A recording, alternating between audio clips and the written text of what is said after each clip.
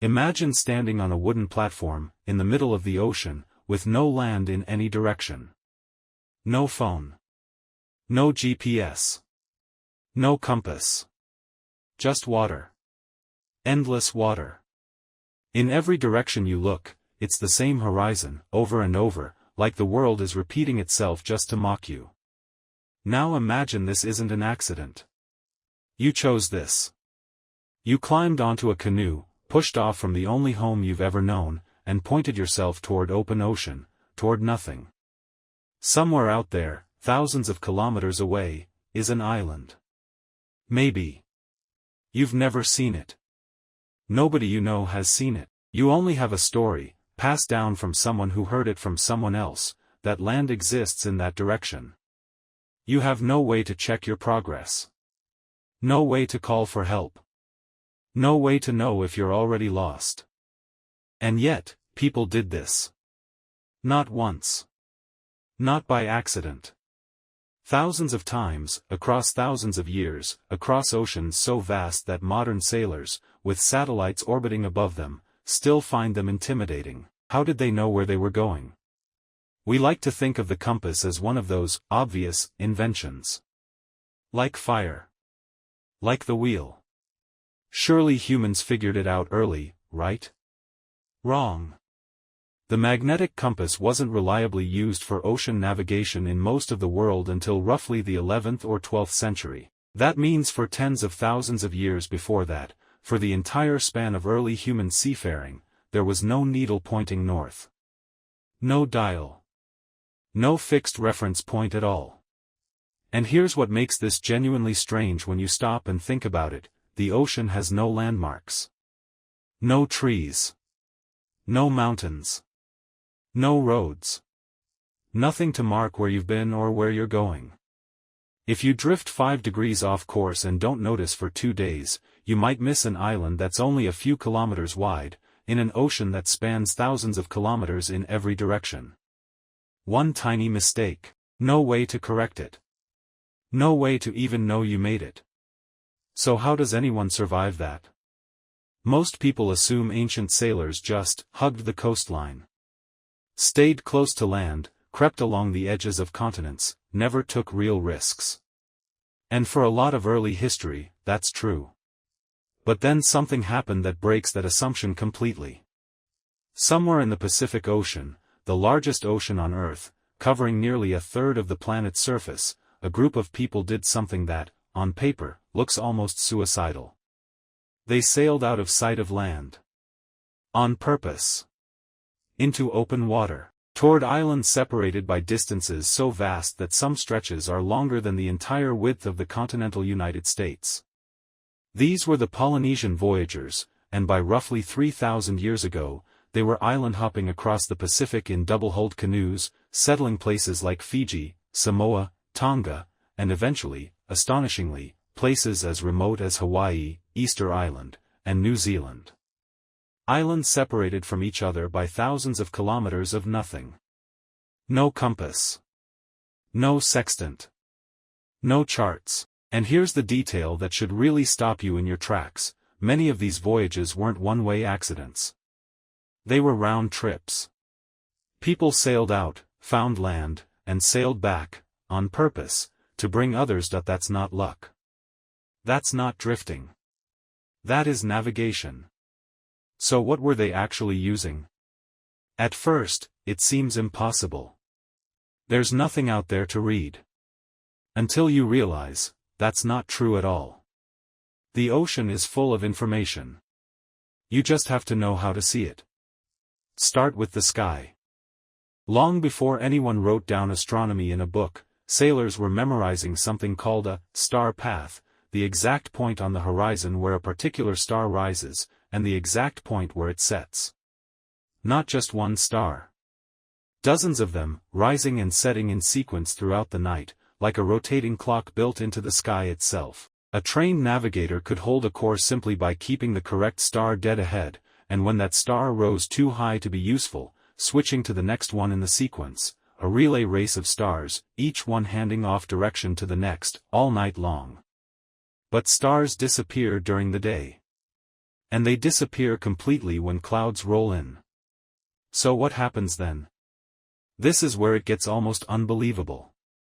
Without stars, sailors turn to something most of us would never think to look at, the shape of the waves. Ocean swells are not random. Beneath the choppy, unpredictable surface waves caused by local wind, there are deeper, more consistent swells that travel enormous distances from distant, stable weather systems. These swells hold their direction for days, sometimes weeks, largely unaffected by the wind blowing overhead in that exact moment. A skilled Pacific navigator could lie down inside the hull of the canoe and feel the rhythm of these swells through the wood itself, the tilt, the roll, the rise and fall, and use that pattern like a compass made of motion instead of metal. Some canoes even carried what's now called a stick chart, but not to bring along on the voyage. These were training tools, made from bundles of palm ribs and shells, used to physically map out swell patterns and island positions back on land, so navigators could memorize the ocean's rhythms before ever setting sail. Let that sink in for a second. They were building physical models of moving water. Training their bodies to detect direction through the hull of a boat, in complete darkness, with no visual reference at all. But even this has a limit. What happens on a cloudy night, in confused seas, when even the swells become unreadable? This is where humans did something almost eerie. They started reading animals. Certain seabirds, like the frigate bird and specific species of terns, will fly out to sea to feed during the day, but they always return to land each night to roost. Always. It's instinct. Navigators learned this. And they used it. If a bird was spotted flying away from your position in the late afternoon, and you could recognize its species and its typical range, you now had a rough estimate of which direction land was, and roughly how far. Fly too far from that range, and the birds wouldn't be there at all. Cloud formations gave similar clues. A stationary, oddly shaped cloud sitting in one place while others drifted past it could indicate an island underneath, its heat rising and disrupting the air above it, visible from dozens of kilometers away, long before any speck of land breaks the horizon.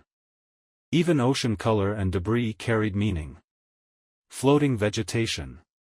Subtle shifts in water shade. The scent carried on the wind. All of it, layered together, cross-checked against each other constantly, hour after hour, day after day. This wasn't guesswork.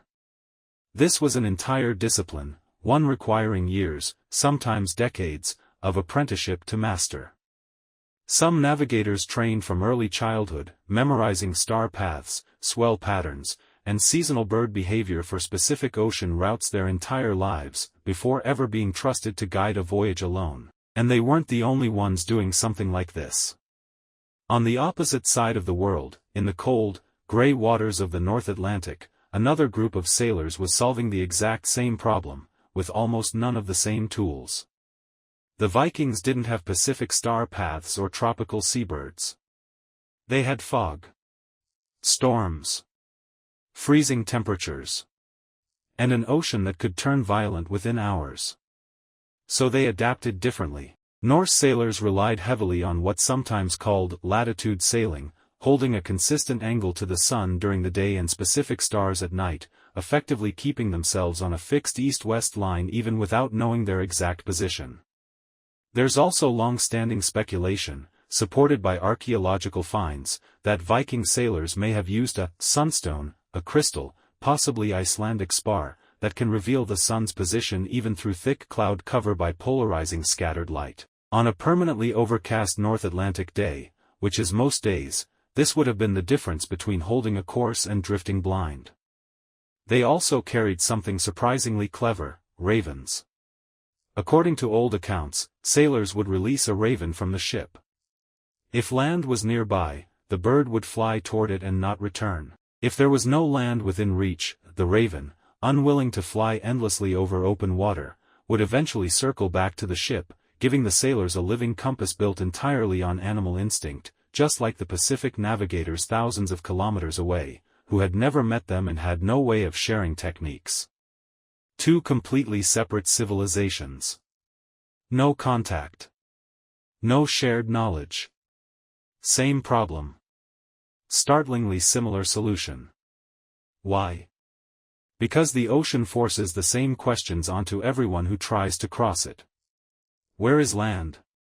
Which way is consistent? What can I trust when everything around me looks identical?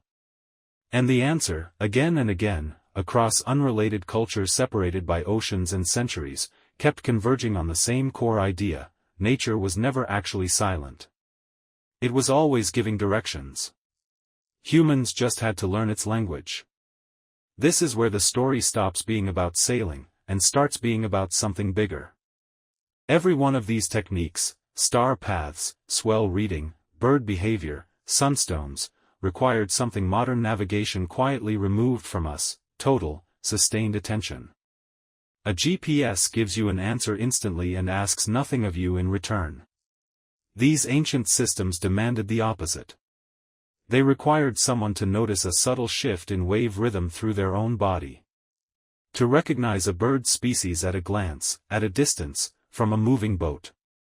To track a star's rising point against memory built up over years. In a very real sense, the ocean trained human perception to operate at a level most of us have completely lost. Not because we're less capable, but because we no longer need it. The tool now lives in a satellite instead of a sailor's mind. And there's something almost unsettling about that trade. Consider what a single voyage demanded from a Polynesian navigator, or a Norse sailor, or an early Arab dhow captain crossing the Indian Ocean using monsoon wind patterns memorized across generations, because they existed too, riding seasonal winds with such precision that traders could predict, almost to the week, when it was safe to sail out and safe to return. These weren't isolated stories. This was a global pattern of human beings independently discovering that survival at sea meant becoming fluent in a language with no words, only rhythm, light, motion, and instinct. One wrong read, one missed star, one misjudged swell. And there was no correction. No rescue signal. No way to know you were wrong until it was far too late, or you simply never arrived. And yet, generation after generation, they kept going. Kept teaching the next navigator. Kept refining the system. Kept proving, voyage after voyage, that it was possible to cross an ocean using nothing but the ocean itself as the guide. This is bigger than sailing. This is about how civilizations expand. Every distant island in the Pacific that has ever been inhabited by humans got that way because someone was willing to sail into open water without any guarantee land existed at all. Every trade route across the Indian Ocean, every Viking settlement in Iceland or Greenland or possibly further west, exists because someone solved the same terrifying problem: how do you move forward when there's nothing to tell you which way forward even is? The compass, when it finally arrived, didn't invent navigation. It replaced an entire ecosystem of human knowledge, knowledge so precise, so deeply trained into the body and memory, that it could guide a canoe across thousands of kilometers of open ocean without a single instrument. And once that knowledge stopped being necessary, most of it began to disappear. Entire systems of navigation, refined over centuries, started fading as compasses, then charts, then satellites took over the job. Some traditions survived only because certain communities in the Pacific deliberately kept teaching them, generation to generation, refusing to let the old ways vanish completely, which is the only reason we still know any of this today. The next time you glance at a blue dot on a screen, telling you exactly where you are without you doing anything at all, remember this: for most of human history, that blue dot didn't exist. There was only a person, alone on the water, reading the stars, the waves, and the birds like a language written across the entire planet. They weren't lost. They were listening. And somewhere out there, that's still the reason land was ever found at all.